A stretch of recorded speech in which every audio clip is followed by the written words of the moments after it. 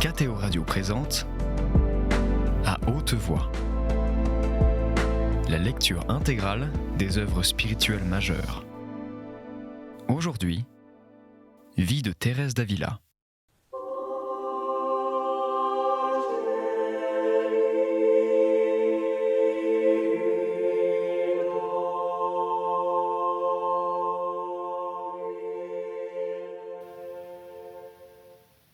Chapitre 22. Elle déclare combien c'est un chemin sûr pour les contemplatifs de ne point élever leur esprit à des choses sublimes si le Seigneur lui-même ne l'élève. Elle montre comment l'humanité du Christ doit être la voile de la plus haute contemplation. Elle rapporte une illusion où elle a été quelque temps. Ce chapitre est très utile. Je voudrais, si vous l'approuvez, mon Père, parler d'une chose qui me paraît importante. Elle servira d'avis et pourra vous être nécessaire. Voici ce qu'on lit dans certains traités d'oraison. L'âme ne peut pas arriver par elle-même à cet état, qui est une œuvre entièrement surnaturelle, que Dieu produit en elle, mais après avoir passé beaucoup d'années par la voie purgative et réalisé des progrès dans l'illuminative, elle pourra céder en détournant sa pensée de toutes les choses créées et en l'élevant humblement vers Dieu. Je ne sais pas bien ce que l'on entend par voie illuminative. Je pense qu'on veut désigner la voie de ceux qui s'avancent dans la perfection. Ces auteurs recommandent instamment d'éloigner de soi toute image corporelle et de s'élever à la contemplation de la divinité. Car, disent-ils, les images de cette sorte, serait-ce même celles de l'humanité de notre Seigneur, sont, pour ceux qui arrivent à un état si élevé, un embarras et un obstacle à une plus haute contemplation. Ils allèguent, à l'appui de leurs sentiments, la parole que le Sauveur adressa à ses apôtres, en leur annonçant, au moment de remonter au ciel, la venue du Saint-Esprit. À mon avis, si les apôtres avaient cru alors aussi fermement qu'après la venue du Saint-Esprit, que le Christ était à la fois Dieu et homme, la présence de la sainte humanité n'eût pas été pour eux un obstacle. Aussi, le Sauveur n'a point adressé cette parole à sa mère, bien qu'elle lui portât plus d'amour que tous. D'après ces auteurs, la contemplation est une œuvre entièrement spirituelle, que toute image corporelle peut troubler ou empêcher. Et il faut considérer que nous sommes complètement environnés de Dieu de toutes parts et que nous sommes abîmés en lui. Tel serait d'après eux le but à atteindre. Cette méthode me paraît bonne quelquefois. Mais abandonner entièrement la considération du Christ et assimiler son corps divin à nos misères ou à une créature quelconque, je ne puis le souffrir. Plaise à sa majesté que je sache me faire comprendre. Je ne voudrais point contredire ces auteurs. Ils ont pour eux la science et la vertu. Ils savent ce qu'ils affirment. D'ailleurs, Dieu conduit les âmes par des voies différentes et des moyens très divers. Je veux seulement parler de la voie par laquelle il a conduit la mienne, sans me mêler du reste, et montrer le danger où je me suis trouvée pour avoir voulu me conformer à ce que je lisais. Sans doute, celui qui sera arrivé à l'oraison d'union, sans passer outre, je veux dire sans parvenir au ravissement, vision et autres faveurs divines, trouvera que l'avis de ces auteurs est le meilleur à suivre, comme je le faisais moi-même. Mais si je m'étais toujours conformée à ce sentiment, jamais, je crois, je ne serais parvenue à l'état où je suis maintenant. Car, à mon avis, c'était une illusion. Il peut se faire que je me trompe, mais je dirai ce qui m'est arrivé. Comme je n'avais pas de directeur, je me mis à lire ces livres, dans l'espoir de pouvoir épuiser peu à peu quelques lumières. Mais j'ai bien vu ensuite que si le Seigneur ne m'avait lui-même instruite, j'aurais appris bien peu de choses par les livres. Tant que Sa Majesté ne daigna pas me donner de cet état une connaissance expérimentale, je n'y entendais rien. Je ne savais même pas ce que je faisais. Dès que je commençais à avoir un peu de raison surnaturelle, je veux dire de raison de quiétude, je m'appliquais à éloigner de ma pensée toute chose corporelle. mais je n'osais aspirer plus haut, car j'y aurais vu de la témérité, à cause de ma vie toujours si imparfaite. Je sentais pourtant, ce me semble, la présence de Dieu, et il en était vraiment de la sorte. Aussi, je m'appliquais à me tenir recueillie près de lui.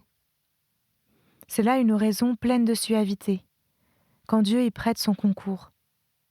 L'âme y savoure de profondes délices. Comme je sentais ce profit et cette jouissance, personne n'aurait pu alors me ramener à la considération de la sainte humanité qui me semblait véritablement être un obstacle. Ô Seigneur de mon âme, ô mon bien, ô Jésus crucifié, je ne puis jamais me rappeler une telle illusion sans en éprouver du chagrin. Il me semble que c'était de ma part une grande trahison, bien qu'elle provînt de l'ignorance. Car toute ma vie, j'ai eu envers le Christ la plus vive dévotion, une dévotion même extraordinaire.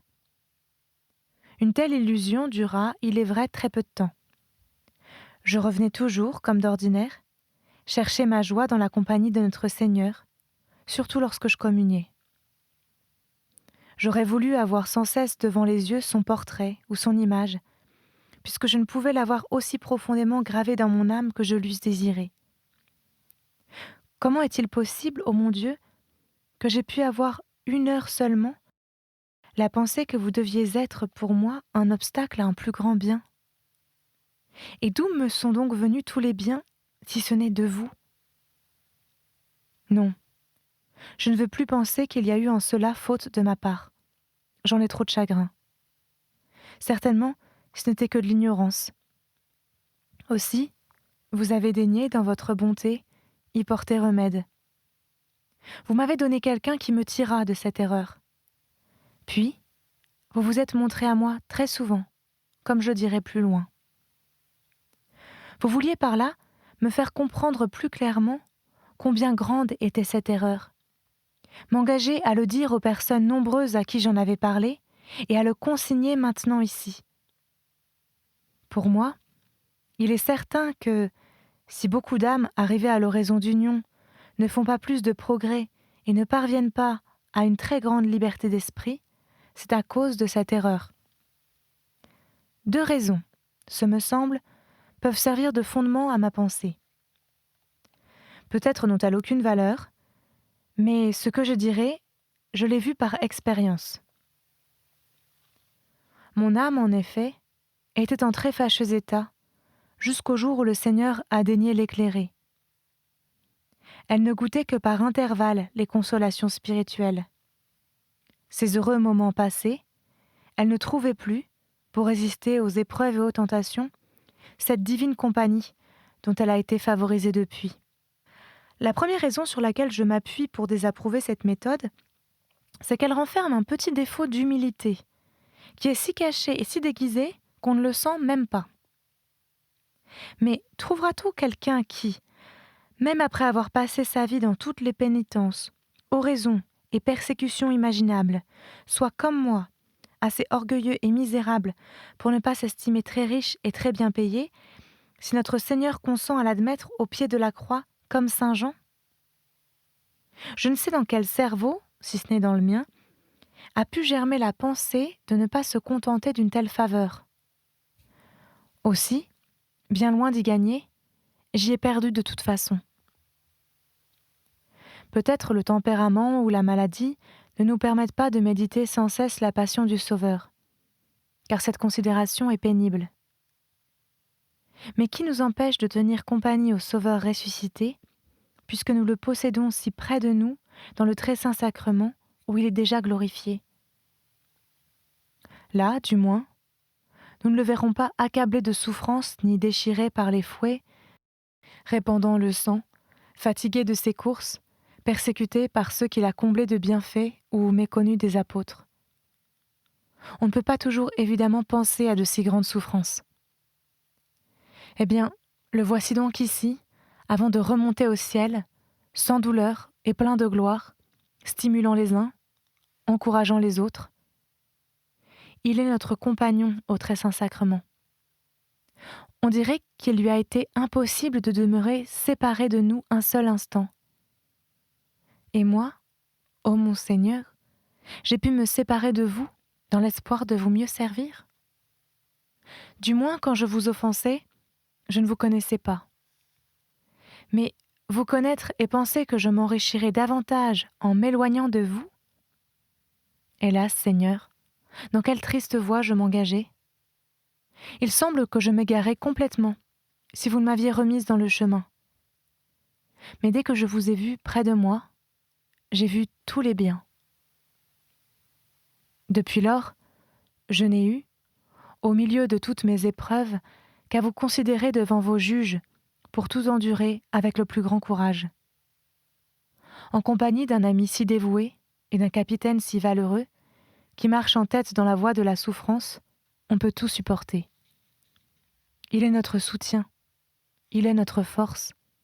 Jamais il ne nous fait défaut. C'est un ami véritable. Pour moi, je le vois clairement, et je l'ai toujours admis depuis le jour où il m'a ramené de mon erreur. Nous ne pouvons plaire à Dieu que par la très sainte humanité de notre Seigneur. C'est par elle qu'il veut nous accorder des grâces signalées. En elle, comme il l'a dit, il a mis ses complaisances. J'en ai fait l'expérience très souvent, et le Seigneur lui-même me l'a dit. Telle est la porte, je l'ai vue clairement, par laquelle nous devons entrer, si nous voulons que la souveraine majesté nous dévoile de grands secrets. Ainsi donc, cher Seigneur, ne cherchez point d'autre chemin, alors même que vous seriez au sommet de la contemplation. En le suivant, on marche avec sécurité. Ce Maître qui est nôtre est pour nous la source de tous les biens. C'est lui qui vous enseignera. Considérez sa vie. Elle est le plus parfait des modèles. Que pouvons-nous désirer de plus que d'avoir près de nous un ami si dévoué, qui ne nous délaissera pas à l'heure de l'épreuve et de la tribulation, comme le font ceux du monde? Heureux celui qui l'aime véritablement et le garde toujours près de soi. Considérons le glorieux saint Paul. Il semble qu'il ne cessait jamais de prononcer le nom de Jésus, tant il le possédait au plus intime de son cœur. Depuis le jour où j'ai eu connaissance de cette vérité, j'ai étudié avec soin la conduite de certains saints, grands contemplatifs. Et ils ne suivaient pas une autre voie. Saint François nous en donne la preuve par ses stigmates, et saint Antoine de Padoue par son amour pour l'enfant Jésus. Saint Bernard mettait ses délices dans la sainte humanité, comme aussi sainte Catherine de Sienne, et tant d'autres, que vous connaîtrez mieux que moi. Sans doute ce doit être bon de rejeter tout ce qui est corporel, puisque des personnes si spirituelles l'affirment. Mais dans ce cas, il faut, ce me semble, que l'âme soit très avancée. Car jusqu'alors, elle doit évidemment chercher le Créateur par les créatures. Tout cela, d'ailleurs, dépend de la grâce que le Seigneur accorde à chaque âme. Et c'est là une question dont je ne veux pas me mêler. Ce que je voudrais faire comprendre, c'est que la très sainte humanité du Christ ne doit pas être au nombre des objets à écarter. Que l'on comprenne bien ce point. Je voudrais l'expliquer clairement. Lorsque Dieu veut suspendre toutes les puissances de l'âme, comme nous l'avons vu en traitant des différents modes d'oraison, il est clair que, quand même nous ne le voudrions pas, la présence de la sainte humanité nous est enlevée. Qu'elle nous soit ravie alors, c'est fort bien. Heureuse une telle perte qui nous fait mieux jouir de ce que nous semblons perdre. L'âme alors s'emploie tout entière à aimer celui que l'entendement s'est appliqué à connaître. Elle aime ce qu'il n'a pas compris, et elle jouit de ce dont elle ne pourrait jouir aussi parfaitement, si ce n'est en se perdant elle-même, afin, je le répète, de se retrouver plus enrichie. Mais que, de nous-mêmes, nous mettions notre habileté, nos soins et toutes nos forces à éviter d'avoir toujours présente la sainte humanité, et plût à Dieu que nous l'eussions toujours présente. Cela, je le répète, ne me paraît pas bien. Une âme qui suit cette voie marche en l'air, comme on dit. Elle est privée d'appui, quelque remplie de Dieu qu'elle se croit. Une pratique importante pour nous, faibles mortels, c'est en effet de nous représenter notre Seigneur comme homme, tant que nous sommes sur la terre. Or, le second inconvénient dont je vais parler a pour but de nous en détourner. Le premier, comme j'ai commencé à le dire, consiste dans un petit défaut d'humilité. L'âme veut s'élever avant que le Seigneur ne l'élève. Elle ne se contente pas de méditer sur un sujet aussi excellent que la sainte humanité du Sauveur. Elle veut être Marie quand elle n'a pas encore travaillé avec Marthe. Si le Seigneur veut qu'elle soit Marie, serait-ce même dès le premier jour, elle n'a rien à craindre. Mais sachons nous modérer, comme je crois l'avoir déjà dit. Ce petit défaut d'humilité ne paraît rien, et cependant, il cause le plus grand préjudice à l'âme qui veut avancer dans la contemplation. Je reviens au second inconvénient. Nous ne sommes pas des anges. Nous avons un corps. C'est donc une folie de vouloir faire l'ange quand on est sur la terre, surtout quand on y est aussi enfoncé que je l'étais. D'une manière habituelle, notre pensée a besoin d'un appui. Parfois, sans doute, l'âme sort d'elle-même, bien qu'elle se trouve souvent si remplie de Dieu qu'elle n'a besoin d'aucun objet créé pour se recueillir. Mais cet état n'est pas habituel. Aussi, quand arrivent les affaires, les persécutions, les épreuves, quand on ne peut goûter les douceurs d'une quiétude si parfaite ou qu'on est dans les sécheresses, c'est un très bon ami que le Christ. Nous le considérons homme comme nous. Nous le voyons dans les abaissements et la souffrance. Il nous sert de compagnie. Et quand on a contracté l'habitude de le considérer ainsi, il est très facile de le trouver près de soi. Toutefois, il y aura encore des jours où l'on ne pourra faire ni l'un ni l'autre. Aussi, il est bon, comme je l'ai déjà dit, de ne pas nous habituer à rechercher les consolations spirituelles.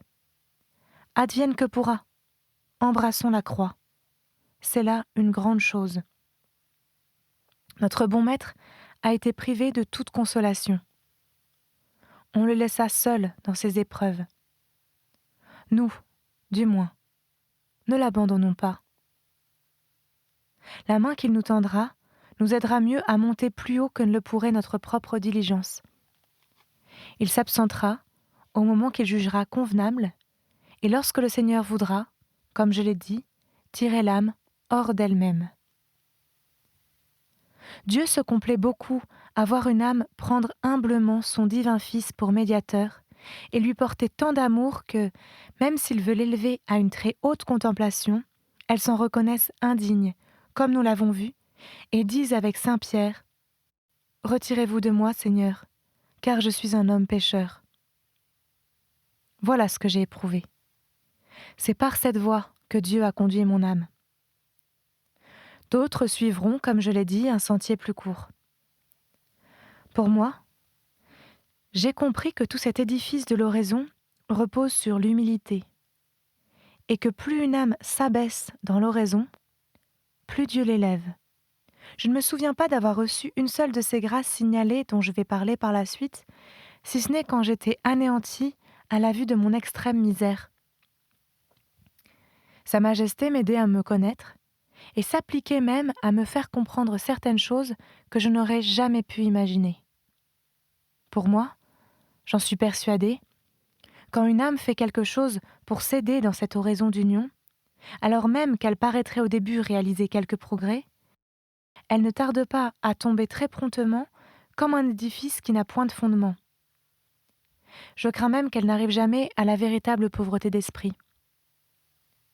Une telle disposition consiste à ne point rechercher de consolation et de douceur dans l'oraison, parce que l'on a déjà renoncé à celle de la terre, mais à trouver son bonheur dans la souffrance, par amour pour celui dont la vie tout entière fut une croix continuelle, et à garder le calme de la paix soit dans l'épreuve, soit dans la sécheresse.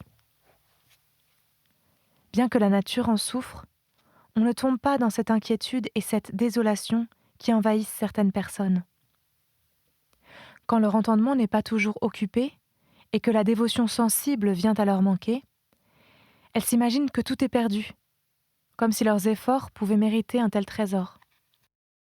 Je ne dis pas qu'il faille négliger ses moyens et ne pas veiller avec soin à se tenir sous le regard de Dieu. Mais alors même que nous ne pourrions avoir une seule bonne pensée, n'allons pas nous désespérer, comme je l'ai déjà dit. Nous ne sommes que des serviteurs inutiles. Que pensons-nous pouvoir ? Or le Seigneur veut que nous comprenions bien cette vérité et que nous fassions comme ces petits ânons qui puisent de l'eau avec la noria dont nous avons parlé. Ils ont les yeux bandés et sans savoir ce qu'ils font, ils tirent plus d'eau que le jardinier avec tous ses efforts. Nous devons marcher en toute liberté dans ce chemin de l'oraison et nous remettre entre les mains de Dieu. Si Sa Majesté veut nous élever au rang des princes de sa cour et de ses plus intimes favoris, allons-y simplement. Sinon, servons-la dans les offices les plus humbles et comme je l'ai dit quelquefois, n'allons pas de nous-mêmes nous asseoir à la meilleure place. Dieu a plus de sollicitude pour nous que nous-mêmes, et il sait à quoi chacun de nous est propre. À quoi bon vouloir se diriger soi-même quand on a remis toute sa volonté entre les mains de Dieu ? À mon avis, c'est moins tolérable ici que dans le premier degré d'oraison, et la perte serait beaucoup plus considérable car il s'agit de biens surnaturels.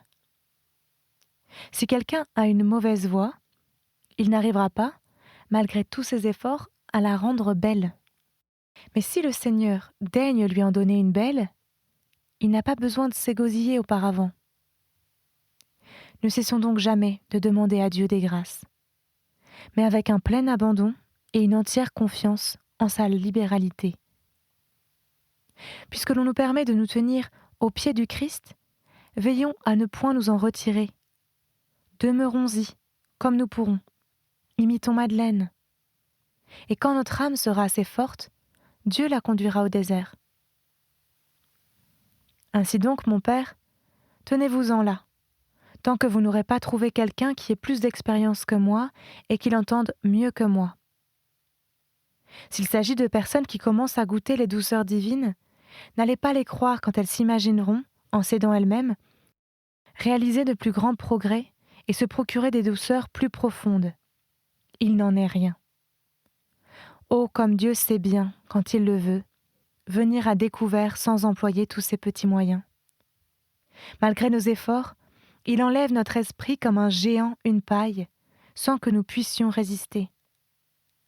S'il veut faire voler le crapaud, va-t-il attendre que le crapaud prenne de lui-même son essor ? Et cependant, il est, à mon avis, bien plus difficile et plus pénible à notre esprit de s'élever si Dieu ne l'élève.